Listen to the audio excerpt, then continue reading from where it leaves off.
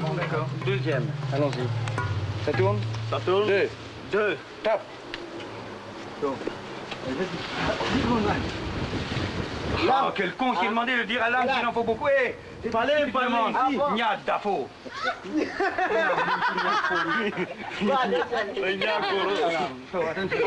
Deux deuxièmes. Ça tourne. Deux. Deux deuxièmes. Allez, vas-y, demande-lui. L'âme. Oui. J'amène de l'eau, beaucoup, un peu. Non, tu amènes un peu. Ah bon, donc c'est presque rempli le radiateur là. Oui, tu nous amènes, hein. Tu amènes un peu. Bon, d'accord. Rouge est le premier à montrer l'image des Africains dans leur vie quotidienne sans folklorisation. Autrefois, comme disait Samben, Rouge regarde, il filme les Africains comme si c'était des insectes. C'est valable pour les autres qui faisaient des documentaires, qui venaient en disant « Oui, nous sommes dans les ententes de village, on a vu telle chose, on a vu cette montagne, etc. » qui le montrent. Non, Rouge donnait la parole aux Africains. Donc les Africains s'exprimaient à travers ces films dans leur plénitude. Et c'est ça qui a conféré une certaine authenticité à ces films. Et c'est ça qui a donné à beaucoup d'Africains l'envie de faire des films. Le contact avec le cinéma, c'est le contact avec Jean Rouch dans les années 1957 en Côte d'Ivoire. Rouch menait à l'époque une enquête socio-économique vers la Basse-Côte et sur les immigrants nigériens sur la côte. Et j'étais un de ces enquêteurs et statisticiens justement pour ces enquêtes-là. Bonjour Tarjan. Quant à mon copain Tarjan, c'est un chauffeur de taxi. Mon vieux, être taximan, c'est quelque chose, surtout dans Trècheville, le Chicago de l'Afrique noire.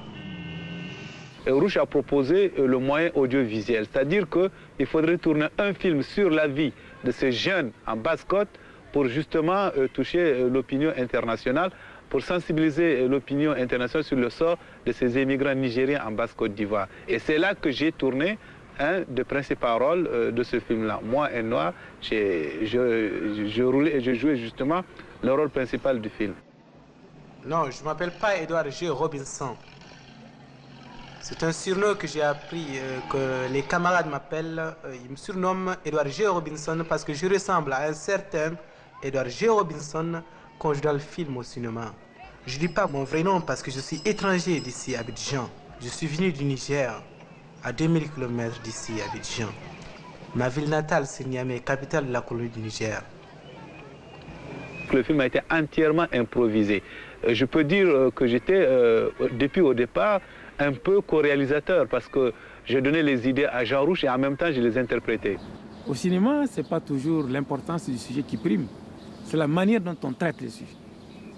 Or, ce que les gens ne savent pas, c'est que Rouch est un poète hors pair. Donc, il a pu, à l'époque, on filmait avec des galets de 30 secondes, il a pu mettre tous ces films à bout, et c'est au montage, avec la voix, le commentaire de Morganda, qu'il a pu faire ce film-là. Quand il a fait Moi Noir avec Maruganda, c'est tombé à l'époque de la nouvelle vague, c'est-à-dire où le cinéma prenait une nouvelle forme. C'était plus le cinéma d'autres de papa avec des grands moyens, avec des grands shows, avec des équipes de shows. C'était un cinéma qui s'était un peu allégé, qui fait un peu partie de notre génération. Donc ça apportait quelque chose. D'ailleurs, les gens de cahiers de cinéma, les Louis Marc Aurèle, les critiques avaient encensé ces films-là et on avait créé le terme cinéma vérité. Et comme je dis, c'est ça qui a lancé jusqu'à Jean Rouch. Et le premier possédé se lève. C'est Capral Gardi, le caporal de garde. Il salue tout le monde. Puis, il demande du feu. Du feu pour se brûler, pour montrer qu'il n'est plus un homme, mais un Hauka. Une fois, Jean Rouch a projeté un film qu'il venait de faire sur un groupe de Nigérians qui vivaient au Ghana et qui allaient dans une sorte de club d'initiation pour mimer des personnages, pour représenter les maîtres fous.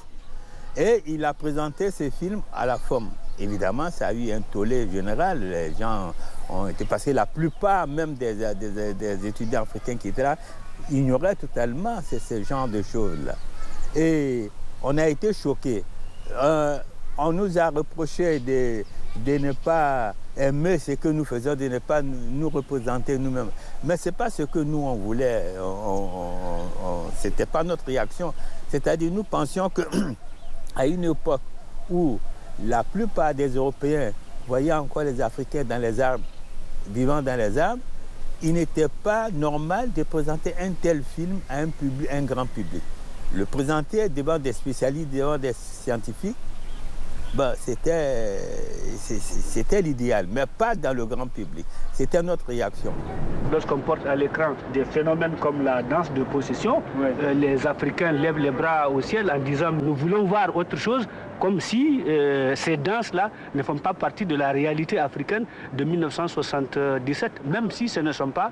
Si ce n'est pas la réalité qui préoccupe le plus les gens, c'est quand même une partie de la société africaine.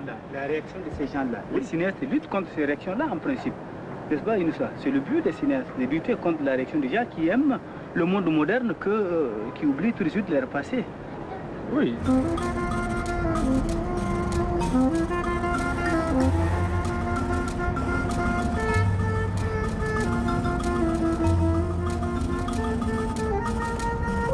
Quand je suis arrivé en Afrique, il y avait un institut qui s'appelait l'Institut français d'Afrique noire. À l'indépendance, en 60, le gouvernement du Niger m'a demandé de prendre la direction de ce centre.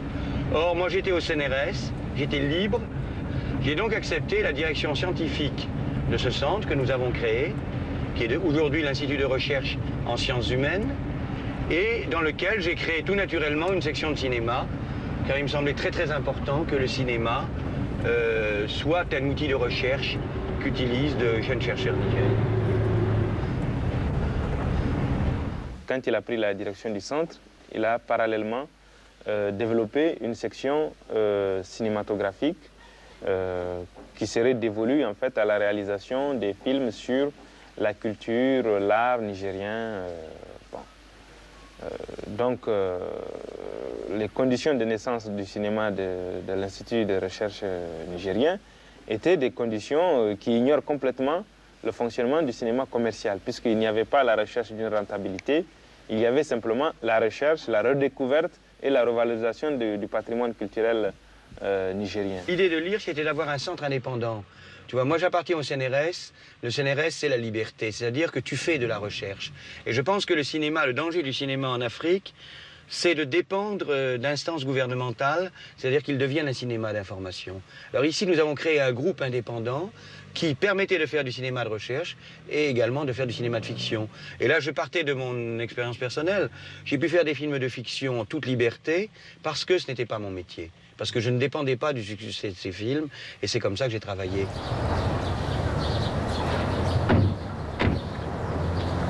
Voilà le baobab de l'ancêtre. Alors, c'est ce bâtiment que tu as créé? Oui, oui, oui. Et l'idée était de construire un bâtiment en voûte. Il n'y a pas de béton, et ça coûte moins cher qu'une tour. Et c'est ici, tu vois, qu'est né le cinéma. Oui. Cinéma. Il m'a connu en Côte d'Ivoire en 1957, quand il faisait son film sur Oumar Ganda, Moi Noir. Oui. Alors, avec le Oumar Ganda, on avait notre groupe de la jeunesse nigérienne en Côte d'Ivoire. Et c'est comme ça que, bon, moi, comme je ne suis jamais allé à l'école, c'est pour ça que je ne suis pas rentré dans l'équipe. Et donc, Rouch les a embauchés pour faire les enquêtes sur les immigrés nigériens en Côte d'Ivoire. Alors, pendant le tournage du film, moi, j'étais là un jour, la nuit où ils ont filmé la danse de la Goumbé avec Nathalie et Petit Touré. Et c'est moi qui tenais la lampe. J'ai tenu la lampe toute la soirée de tournage. C'est le seul rôle que j'ai joué dans le tournage de Moi Noir.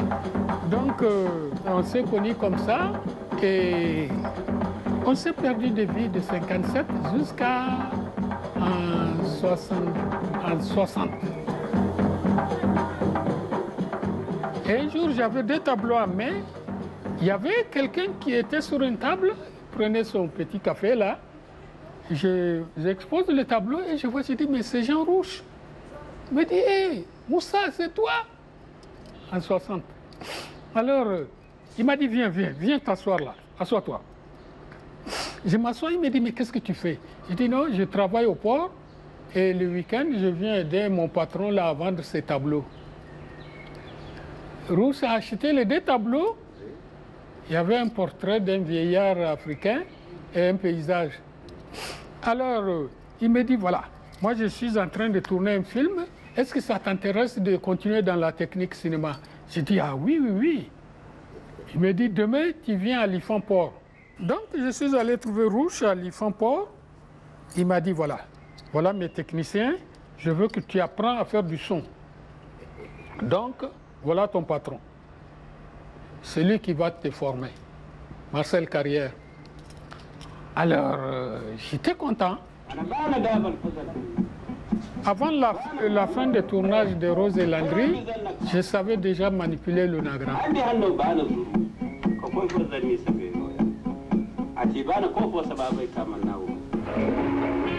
Dès qu'on fait une bobine, il avait sa caméra Bellawell qu'il monte et manœuvre chaque fois là. Tous les 3 minutes, il faut recharger. Donc, il dit, mais on va écouter ton son. Je revenais, on écoute, il me dit, c'est bien. Ah, c'est comme ça que j'ai commencé le son, avec lui en 60. Et puis, il faut avoir de bonnes oreilles. D'ailleurs, c'est ce que Rouch me dit toujours. L'homme de bonnes oreilles, les bonnes oreilles. Ou bien il m'appelle Moussa Nagra.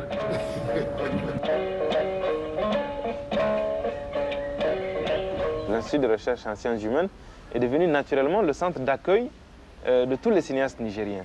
Et petit à petit, tous les gens qui s'intéressent au cinéma sont venus au centre et il s'est développé un noyau à l'Institut de recherche, un noyau de cinéastes, un noyau, disons, surtout d'autodidactes, puisque tous ont été formés sur le tas. J'ai appris à filmer un peu avec Jean Rouch. J'ai réalisé donc mon premier film. En même temps, j'ai eu l'occasion de venir en Europe pour apprendre mieux le cinéma. Dans les débuts des années 62 que j'ai commencé, il n'y avait pas de technicien. Alors, si vous voulez faire un film, vous êtes un peu obligé de tâtonner dans un peu de tout. C'est ainsi que j'étais amené à aussi bien obligé de faire la caméra, des fois la caméra, le montage, tout. Plus ou moins tout. Même le mixage, j'avais appris à faire ça. Jean Rouch a donné aux Africains une conscience cinématographique. L'idée que par le cinéma, l'Afrique peut se projeter sur le monde et donner à voir d'elle-même. Parce que l'image, vous savez très bien, est tellement importante qu'on ne peut pas laisser seulement l'exclusivité de nos images à ceux de l'extérieur ou du Nord qui font ces images. Donc il est aussi important que les Africains et les jeunes Africains aussi le fassent. Et bon, pendant très longtemps, il a épaulé un certain nombre de jeunes cinéastes qui ont fait des films, qui sont devenus aujourd'hui des cinéastes importants. Bon, je ne cite personne, mais il y a toute une série de cinéastes africains qui l'ont côtoyé, qui l'ont connu ou qui sont inspirés de son œuvre et qui ont pensé qu'il était aussi à leur tour, que leur devoir était aussi de prendre une caméra et de faire des films. Pour moi, la coopération, c'est ceci. C'est d'abord démystifier la technique. Apprendre à des gens que la technique, ça peut se maîtriser. Ensuite, leur montrer qu'on leur donnait des outils pour qu'ils puissent s'en servir. Et c'est ce que j'ai fait, c'est-à-dire de mettre ici des outils que je connaissais bien et de montrer aux gens qu'ils pouvaient se servir de ce matériel. il y a un matériel là, un engin qui a été acheté par le centre. Il y a une table de montage que le centre a et j'ai une caméra du centre, donc j'ai assez de facilité.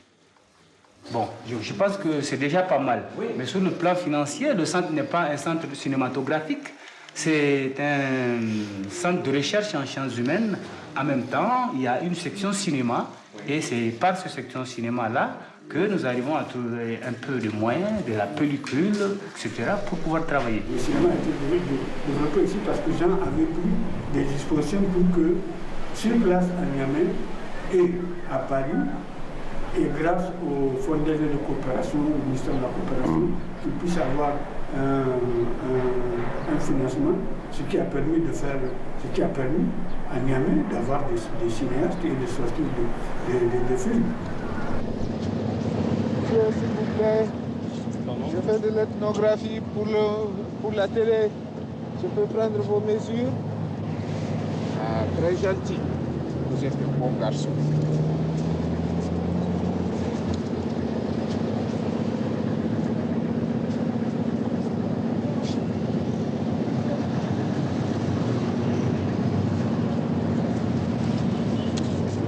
Merci bien.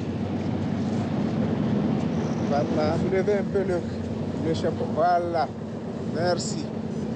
Attention, ça ne fait pas beaucoup mal. Petit à petit, c'est la première fois que je vois l'Europe. Le 16 septembre 68, on a pris l'avion ici pour Paris. Vous voyez?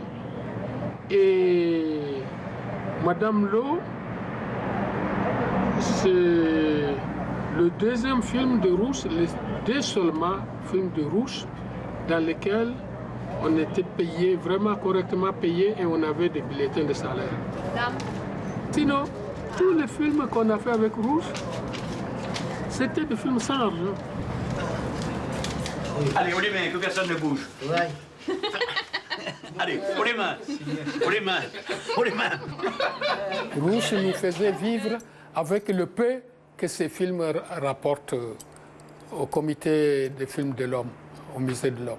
Chaque année, il nous venait avec le peu qu'il a reçu là-bas, avec Germaine Detella. Il nous dit, voilà, le Kambouza que Germaine vous envoie. Les gens ont fait des films et que ces films, moi, m'intéressent énormément en ce sens que ce sont des films libres. Et je crois que c'est ça la chose importante.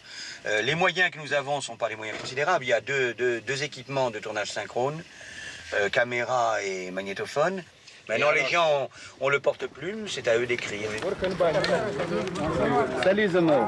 Monsieur, vous allez bien? Très bien, très bien. Okay. Je suis venu vous voir, oui, avec Philo, pour savoir comment vous avez pu tourner la super production Chirmation. Oui, Chirmation nous est venu un soir, lorsque le confrère Moussa Illo m'a trouvé au bureau. Alors, nous avons proposé de faire un film, parce que nous avons pas mal de choses telles que Super Gawai, la musique, le théâtre. Oui. Alors il m'a suggéré de faire un film. Je lui ai posé la question comment. Il dit c'est pas grave de faire le scénario. Alors de là on a écrit une histoire drôle. Et malheureusement par défaut de projecteur on n'a pas pu le voir. Donc on n'a pas récolté le jus de notre séquence. Et oui, il n'y a pas de projecteur Super 8 mm ici à Niamey. On a tout fait, malheureusement. Et ça, je crois qu'il faut demander à Amsterdam et la Hollande d'envoyer du matériel. On compte sur Philo pour nous régler ce problème. Alors, ça a été tourné à quel endroit? Ici, exactement. Exactement ici. On est venu. Ici, c'est le vieux personnage. C'est le vieux personnage. C'est quelqu'un qui aimait tellement aider les gens qui n'avaient aucun espoir pour réussir. Ça, il aime ça. C'est comme ça qu'il a rencontré Damouré et il a voulu en faire quelqu'un. C'est comme ça qu'il a rencontré l'âme Ibrahim Dia, qui était un petit talibé, petit marabout. Il en a fait un chauffeur. Et c'est comme ça qu'il a rencontré Talou Mouzouran, qui était un lépreux. Et c'est comme ça qu'il a rencontré Moussa Amidou, qui n'est jamais allé à l'école et qui voulait apprendre un métier. Et il m'a fait apprendre un métier. Da était un mauvais élève, renvoyé de l'école, et a commencé la pêche. Quand un soir, il a trouvé un jeune Européen qui venaient chaque soir se laver au bord du fleuve. Et ils ont commencé à discuter. Tu parles un peu français, oui monsieur, ainsi de suite. Alors c'est comme ça. L'amitié a commencé comme ça. Quand est-ce que c'était ça? C'est en 42, en 1942.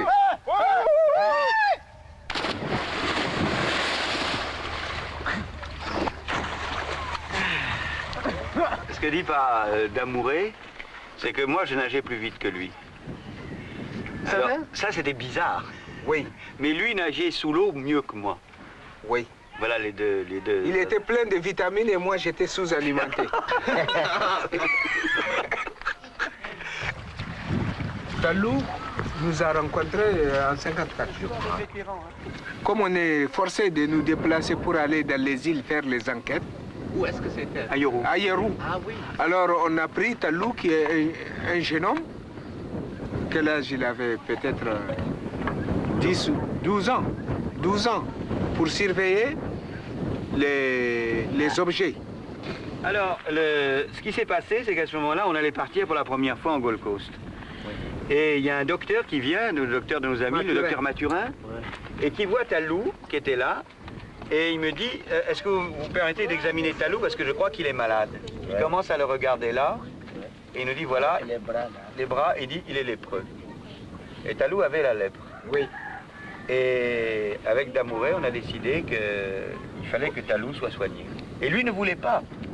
Il disait, moi je m'en fous, je sais qu'on lui disait, il se mettait les mains comme ça, je sais que je vais perdre les doigts. Mais je suis jeune, je préfère vivre quand je suis jeune plutôt qu'être vieux. Et on l'a obligé à se faire soigner. Et alors, maintenant, Talou dit, j'ai pas demandé à vivre, c'est pour ça que vous devez me donner tout ce que je demande. C'est ça. C'est ça. Je vais dans un restaurant que le mec du taximan là, me dit, c'est là où ils vont les blancs. Ah bon, bon. L'hôtel Terminus, ça s'appelait. Vieil hôtel colonial d'avant. Terminus, ça s'appelait souvent Terminus. Et je déjeune seul, là, comme ça. Et je vois un mec dans mon axe de regard, là. Et ce mec, c'est Jean Rouch. Et très connu à l'époque, hein. Très connu. Putain, je me dis, oui. Je peux pas ne rien dire, je peux pas... Et j'ai pris mon courage à deux mains, avec cette insolence des jeunes gens de 17 ans et demi. J'avais beaucoup d'admiration pour lui. Déjà, quoi, bien sûr. Et je lui dis, voilà, je suis cinéaste moi aussi. Tu parles. Et il me dit, tu veux faire des films? Je dis, oui, faire des films. Il me dit, viens avec moi cet après-midi. Génial. Et effectivement, tu vas être mon assistant, il me dit. C'est le souvenir que j'ai, hein. Ça fait quand même quelques années. Donc je me retrouve l'après-midi portant sa batterie de caméra. C'était ça être assistant, hein. Batterie de caméra. Et la chance de ma vie, quoi, je crois, enfin une des chances de ma vie, c'est de me trouver l'après-midi même en train de tourner avec Jean Rouch et de voir ce que c'était qu'un grand cinéaste au travail. Ce grand cinéaste qui invente la caméra à la main.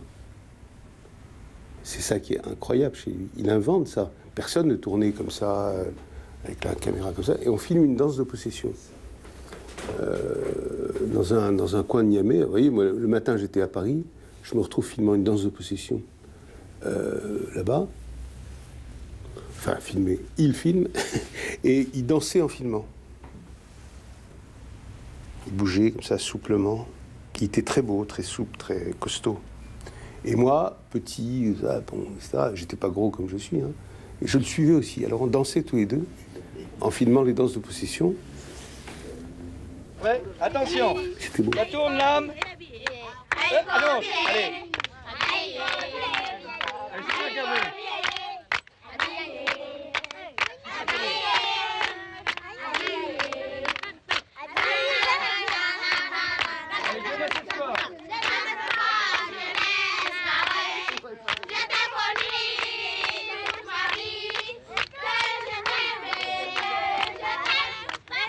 Quand je lui ai dit que j'étais en classe avec des Africains, ça l'a beaucoup intéressé et qu'il s'est dit, je vais tourner un film avec des Africains et des Européens dans la même classe et voir ce que ça donne. Voilà.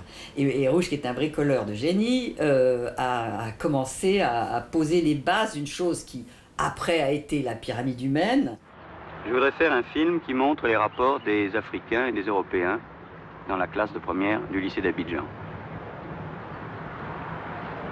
Alors j'ai demandé à Nadine de vous faire venir ici, et Denise doit venir tout à l'heure avec des Africains pour que l'on voit d'abord si vous êtes d'accord et si vous avez des idées sur le film que l'on peut faire. Et quel est le vrai but du film? Le but du film est de montrer comment à Abidjan, les Africains et les Européens peuvent arriver à se côtoyer et à vivre ensemble. Mes camarades africains, j'étais hyper contente de tourner avec eux. Ça m'a donné l'occasion de les connaître, de connaître plus sur leur vie, d'aller chez Denise, d'aller chez les uns et chez les autres. Et ça a été formidable.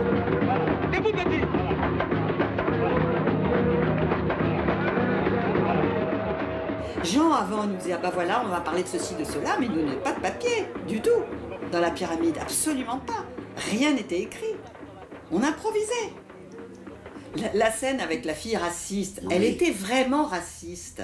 Jean n'a jamais, il ne savait même pas à quel point ces gens étaient racistes. Il ne les fréquentait pas.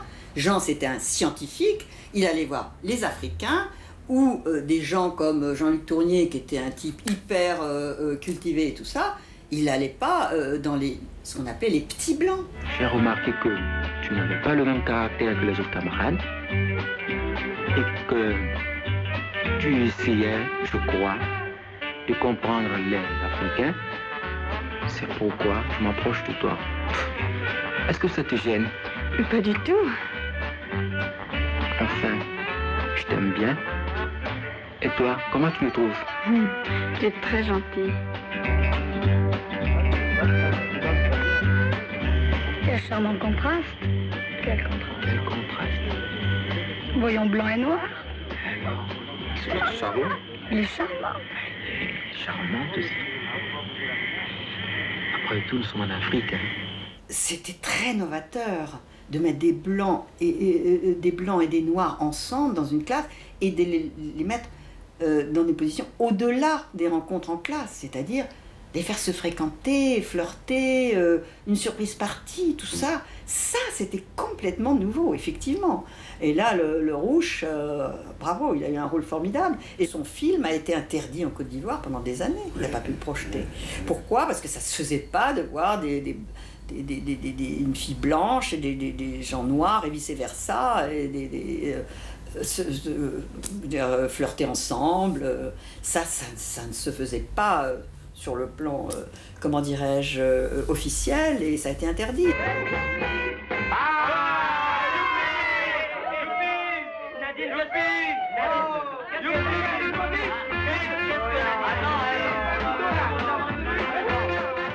Samuel Haussmann disait que les films qu'ils aimaient de Rouche, c'était les films d'ethnofiction, comme Noir et Noir, La pyramide humaine, etc.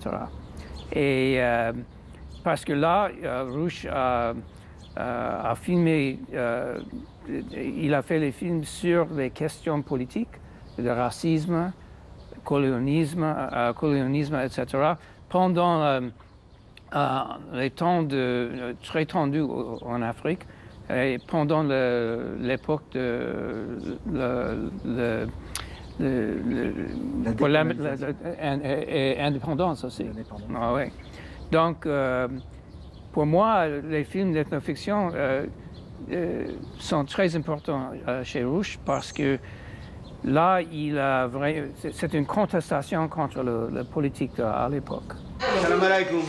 Ah, bienvenue. Salut, comment ça va? Bonjour, messieurs. Et ce monsieur? Filou.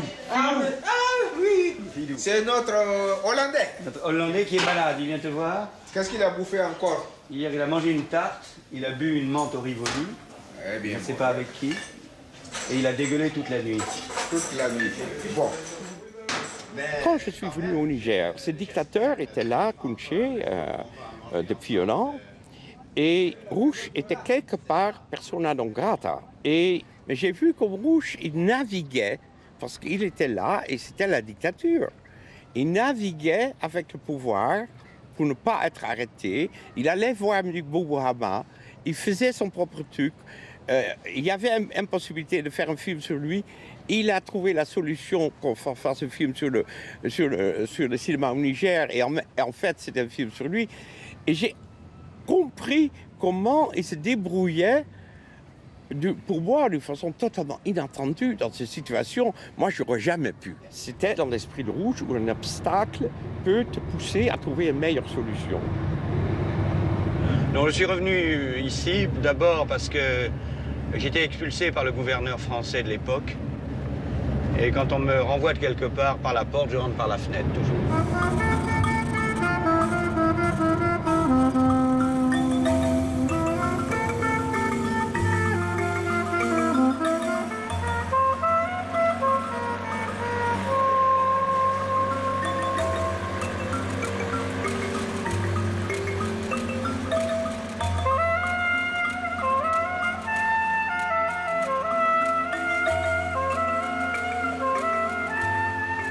Lors d'une descente dans les rapides, je ne sais plus lequel.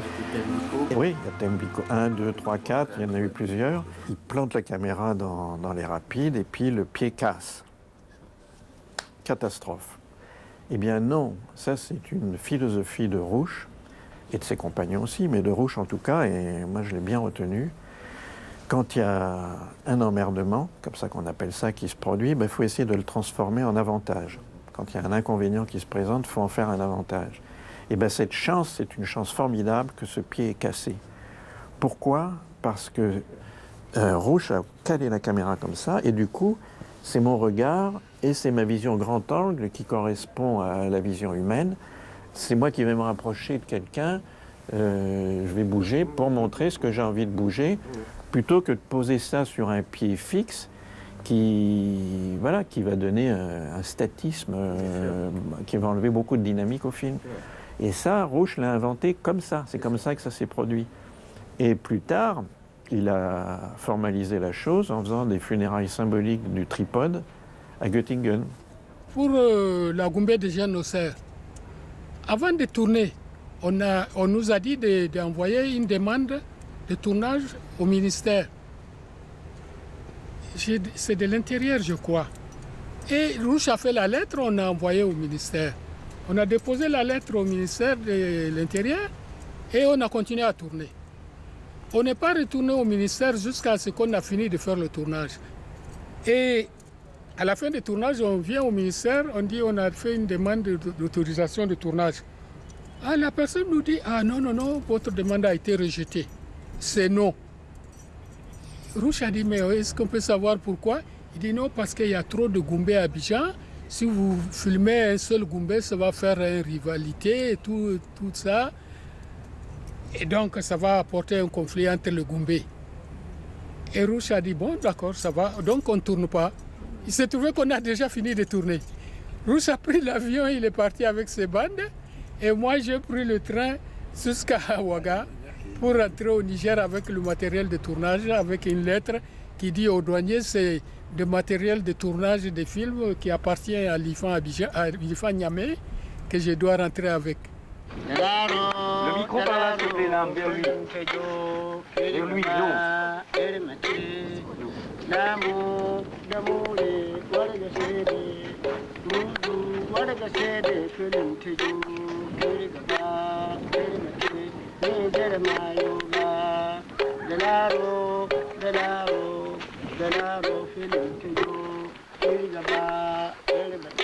Je pense que Jean aimait beaucoup l'Afrique, les Africains. Ça venait de lui. Ça venait de lui parce que lui ne voulait pas de contraintes. Lui voulait s'amuser. Et en Afrique, ça lui était permis parce que les Africains étaient tout à fait d'accord pour faire ce qu'ils voulaient, qu'ils avaient une aisance devant la caméra formidable, qu'ils inventaient des choses. Il faut dire que j'ai vu des films dans le genre Cocorico, Monsieur Poulet ou des choses comme ça. Enfin, j'ai vu des choses extraordinaires qu'ils ont fait avec Jean. Les poisons pour tuer les lions. Oui. Alors nous, on voit que le sucre c'est très fort. Ah, hein? On fait avec le café donc. Le sucre avec un peu noir, un peu de piment. C'est bon, on fait le poison ça là. Moi aussi, parce que ce poison-là, eh bien, mon vieux. Tu sais, Damouré, d'où ça vient, ça, l'idée? C'est que les chasseurs, quand ils ont le poison, pour voir s'il est bon, ils goûtent. Alors ça veut dire que l'âme, pendant la chasse, il est en train de sucer les flèches tout le temps. Tu crois pas Le vrai secret de la chasse, nous avons nos femmes ici. Alors il y a des belles petites filles en brousse. Comment on peut quitter ici nos femmes pour aller en brousse, pour voir les belles petites filles qui sont là-bas? Alors il faut dire que nous allons à la chasse, aux lions. Remarque, s'il n'y a pas de lions, il y a des bourricots. La chasse aux biches, s'il n'y a pas de biches, il y a des chèvres. Alors donc, tu vois, le soir, si on rentre, on achète un gigot de chèvre, on amène à la maison gigot de chèvre et gigot de biche. C'est pareil. Voilà à peu près le secret de la chasse. Alors, tu vois, Philo, ce qu'il y a, c'est qu'on démarre. Hein, mais on ne sait pas très bien ce qui va se passer, c'est toujours comme ça. Parce que les idées, nous, quand on est en brousse, les idées arrivent. Tu vois, tout d'un coup, hop, il y a quelque chose. Comme il y a des voitures dedans qui sont en panne, comme il y a des éléments, il y a des gens qui tombent malades, etc., à ce moment-là, les idées commencent. Les idées viennent de la brousse. Qu'est-ce qu'est la magie de la brousse? La magie de la brousse, c'est nous. Nous partons, nous découvrons et on se met à raconter du n'importe quoi et à faire du n'importe quoi. Donc, nous découvrons la magie de la brousse à partir de ce moment. Par exemple, là, quand on a tourné la forêt magique dans Cocorico, bon, Damouré était au soleil, a poussé la voiture qui ne marchait pas. Il attrape une insolation. Et quand on est resté avec le chasseur, il est tombé malade, il s'est mis à vomir. C'est pour ça qu'il y a par terre des feuilles vertes qu'on avait mises à l'endroit où il avait vomi. Et c'est comme ça qu'on a inventé l'histoire de l'éléphant. Parce que Damouré avait disparu, on ne pouvait plus tourner. Il y avait quelqu'un qui manquait. Donc Damouré a disparu avec la femme diable. Mais ce n'était pas prévu au départ. Et c'est toujours comme ça qu'on fait, les idées qui viennent. Les idées commencent sur cette table et se terminent dans la nature. On ne sait pas où on va. On va avec la diablesse en bourse. Oui, c'est ça. Ce qui se passe là-bas, ça ne regarde personne. Personne. C'est tout sauf ceux qui font le cinéma. Sauf ceux qui font le cinéma.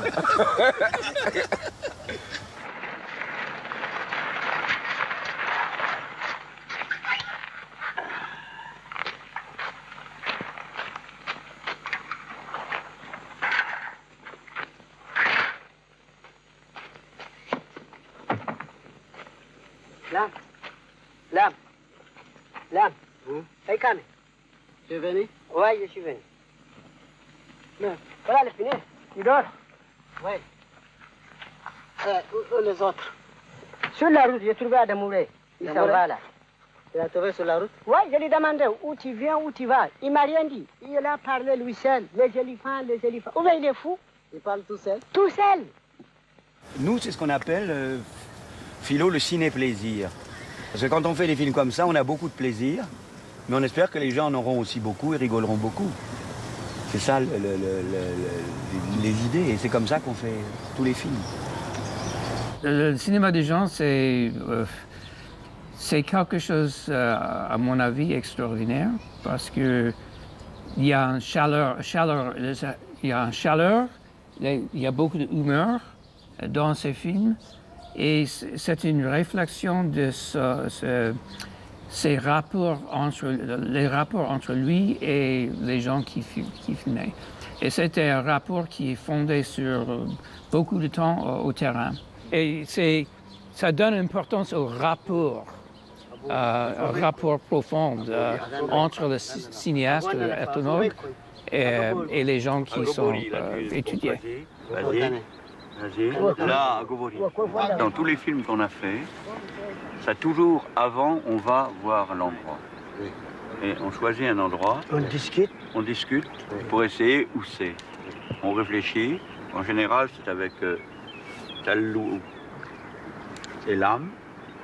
Et le lendemain, on dit à Damouré, on a trouvé l'endroit. Voilà. Et on l'amène, et lui, il a la surprise. Dernier moment, il vient. Dernier moment, il vient. Le plan, c'est toujours comme ça pour faire le cinéma. Non, nous n'avons pas de scénario. Si on commence à faire le film, on ne s'arrête pas. On vient comme un fou. On s'agit, on pense, jusqu'à ça arrive comme ça. Ça va venir honnête aussi, ça va venir bon.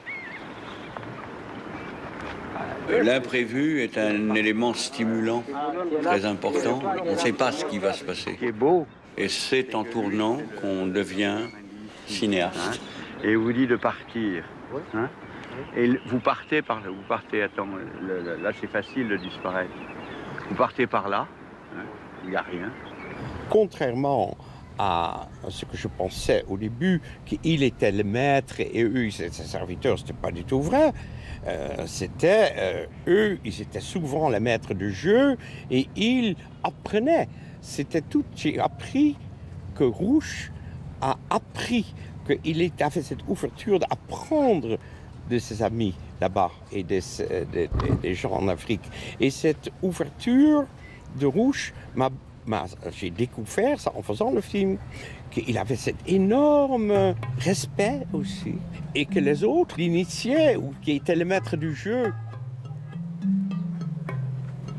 C'est Damouré qui amène Rouch chez sa grand-mère la première fois pour que Rouch comprenne ce que c'est que le monde s'enraille du point de vue de sa mythologie et de sa religion.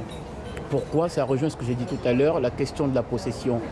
Et cette grande dame-là, sa grand-mère, qui est Kalia, Rouch disait une lady africaine majestueuse, a joué le jeu, elle a appris des choses à Rouch. Et son rôle, cette dame, c'est elle qui commandait aux pêcheurs Sorko. Parce que les pêcheurs Sorko sont des Songhai. Et c'est eux qui ont la maîtrise du fleuve, et c'est eux qui ont la maîtrise du rituel de possession concernant le génie du tonnerre, la foudre, toutes ces choses-là. Et les pêcheurs Sorko sont ceux qui s'occupent donc de ces rituels qui sont des rituels assez élaborés et puis en même temps assez rudes. C'est une question importante. Donc Damouré est à la fois un complice de Rouch, un ami, un informateur. Parfois, il peut être le père de Rouch. Parfois, Rouch est le père de Damouré. Donc ça dépend des situations. Donc ils sont très très liés tous les deux. On est toujours en contact, soit par téléphone, soit par lettre. Et quand il vient, on est tout le temps ensemble. Et quand on a des difficultés, on n'hésite pas à lui écrire. Ce qui est difficile chez vous, les Européens. Demander de l'argent à un Européen sans rien lui faire. Lui, il le fait. Donc, nous nous considérons comme ses fils. Avec Jean, nous sommes des cousins maintenant. Parce que on peut l'insulter, on peut lui parler à n'importe quelle parole. Il s'en fout parce qu'il connaît le caractère des Africains nigériens. Ce qui me touche le plus, c'est pas la paternité, c'est le cousinage. Une institution qui n'existe pas chez nous et que nous appelons en termes d'anthropologie l'alliance cathartique ou la parenté à plaisanterie.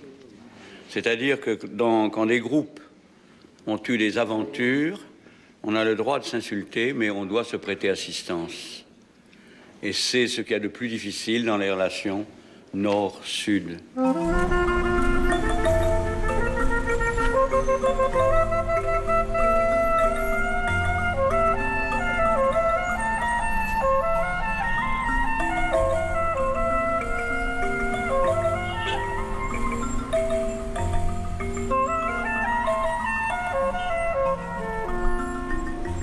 Il était maître de recherche au CNRS. Donc, il avait des chercheurs ici au Niger qui étaient sous ses ordres. Chaque ethnie du Niger était étudiée par un chercheur de CNRS. Et tous ces chercheurs-là, Rouch leur a dit de faire un film chacun. Il dit parce que les gens que vous étudiez ne savent pas lire et écrire. Donc, si vous écrivez seulement, les gens que vous étudiez ne vous suivent pas. Vous voyez? Et c'est Moussa Hamidou qui a le Nagra ici, dans ce sonothèque-là. Quand Rouch n'est pas là, mon boulot, c'est d'aller recueillir les traditions orales dans les villages, là où il y a une cérémonie. Les chercheurs partaient avec les bandes au début. J'ai dit à Rouch, mais non, c'est pas normal. Mes enregistrements que je veux faire chez les chercheurs, ils partent avec. il faut qu'on laisse des copies au Niger. Rouch m'a dit, ah oui, Moussa, tu as parfaitement raison. Il faut laisser des copies au Niger. Et c'est comme ça qu'il a pris la décision que tous les chercheurs qui venaient travailler au Niger, si c'est un film, tu laisses une copie. Si c'est des enregistrements, tu laisses des copies. Et c'est comme ça que cette sonothèque-là existe. Rouch a fait la liaison entre la tradition orale et le cinéma. C'est très simple. Jean Rouch le Yenandi, c'est la cérémonie organisée régulièrement dans cette région pour savoir ce que va être la saison de pluie. Jean a fait plus d'une trentaine de films sur ce rituel. Et nous en avons observé un dans un village. Et tandis que Jean Rouch a filmé le rituel, moi, en tant qu'ethnologue, je me suis exercé à faire un rapport écrit. Et je vous assure qu'il n'y a aucun rapport, justement, il n'y a aucune liaison entre le rapport écrit que j'ai fait, qui est complètement sec, à la limite idiot et incompréhensible pour ceux qui n'ont jamais observé le rite. C'est absolument incompréhensible si vous n'avez pas observé le rite. Tandis que, en voyant le film de Jean Rouch, vous avez tout de suite, vous n'avez même pas de questions à poser, sauf sur des détails. J'ai vu beaucoup de rituels de possession. Et si j'ai commencé à faire des films sur ces rituels, c'est parce que j'y comprenais absolument rien.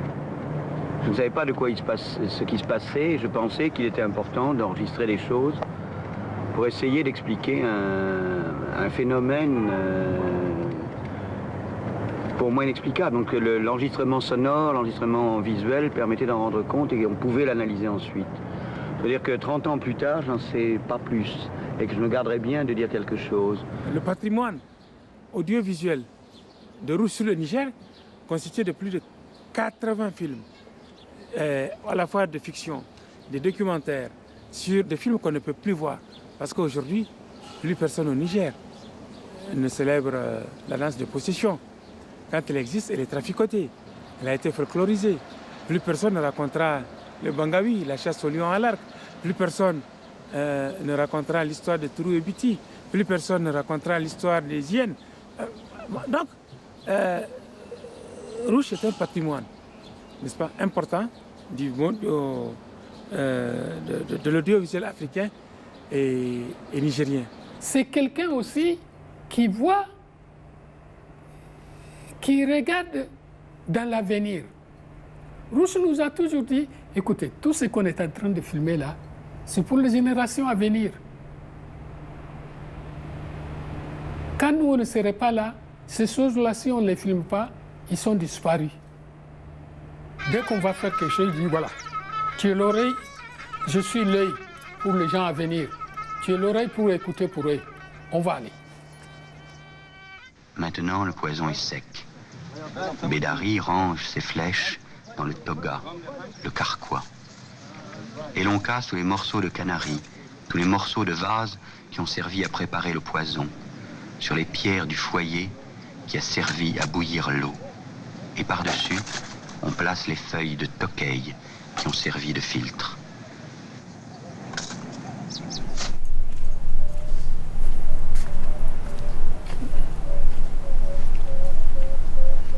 Ça, c'était le premier bâtiment. Et donc, il y a 3 cases de passage ici. Il y avait 3 cases de passage. Et celui de Rouch, c'était celle-là. Là. Et c'est là qu'il y avait du sable, où on venait s'asseoir au dehors, là, pour parler de nos films. C'est là qu'on prenait les décisions pour le prochain tournage. C'est là qu'on s'asseyait.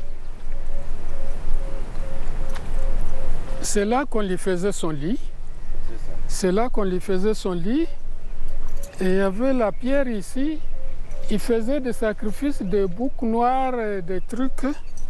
Et parce qu'il y avait les animaux du musée national qui étaient dans cette forêt-là. Et tout le matin, il s'assoit sur son lit pour regarder les animaux sauvages qui étaient là. Oui, oui. Ah, ils sont là. Voilà, voilà, voilà. Viens voir. Viens voir. Voilà les pierres. Voilà les pierres. Voilà. Voilà les 2 pierres sur lesquelles il faisait faire les sacrifices. Il y avait une petite hache de Dongo qui était posée dessus. Dongo, c'était son dieu adoré. Ici, il faisait venir le prêtre. Il faisait venir le prêtre de Holley pour faire le sacrifice ici. Il y avait des objets d'ailleurs qui étaient posés dessus. Je ne sais pas qu'est-ce qu'ils en ont fait. Giarouche peut venir s'arrêter au bord du fleuve et te faire des invocations. La manière dont Damourzik a fait. Et tu vas voir déjà, l'eau commence. Il y a beaucoup de choses qui peuvent sortir dans l'eau si Giarouche te fait l'invocation. Lui, c'est comme si il se communique avec toutes les génies qui sont dans l'eau. Giarouche est un grand-père à nous. C'est un papa à nous. Donc on ne peut pas l'oublier. Le cinéma ne peut pas rendre compte de tout. Tu vois, par exemple, ça. Qu'est-ce que c'est? C'est un pays tout plat. C'est vraiment la façon dont on a appelé le pays de la chasse au lion, quoi. Ganji Kangamuru, la brousse qui est plus loin que loin. Le pays de nulle part, c'est le pays de nulle part. Alors, au pays de nulle part, tu peux rêver, tu peux inventer. Mais dans le pays de nulle part, il y a quelque chose que peut-être il aperçoit dans sa caméra. Là, derrière, c'est le fleuve. Et le fleuve, c'est un miracle. J'ai découvert ici des gens qui m'ont appris des tas de choses. La patience, par exemple, que le temps, ça n'existe pas. J'ai plus de montre depuis la guerre. Le temps, ça veut dire la mort. Et avoir une montre, ça veut dire qu'on va mourir. Et j'ai appris ça aussi ici. Les gens n'ont pas peur de la mort.